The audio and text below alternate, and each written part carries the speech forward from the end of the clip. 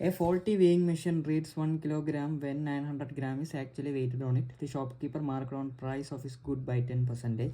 But unfortunately, he was caught by the meteorological department and they ordered him to repair his weighing machine and gave punishment to sell the good at 10% discount on cost price for a month.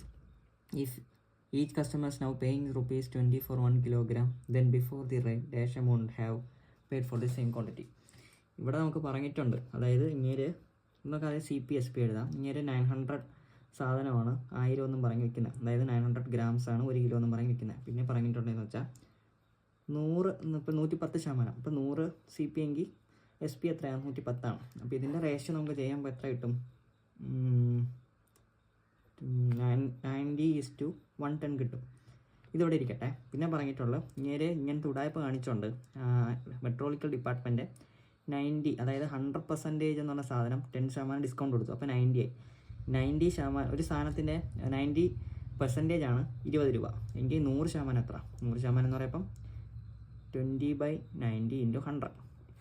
ഇത് ചെയ്യുമ്പോൾ നമുക്ക് 22.22 something കിട്ടും.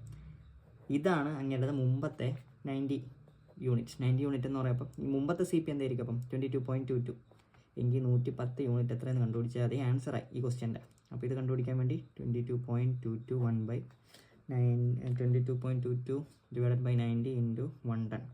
ഇതിൻ്റെ answer കാൽക്കുലേറ്ററിലൊക്കെ സ്വന്തമായിട്ട് ചെയ്യാൻ പറ്റും. 1.57 അടുപ്പിച്ച് പോകും. അപ്പോൾ അതിനൊക്കെ 27.16 കിട്ടും. ഇതാണ് എൻ്റെ ആൻസർ.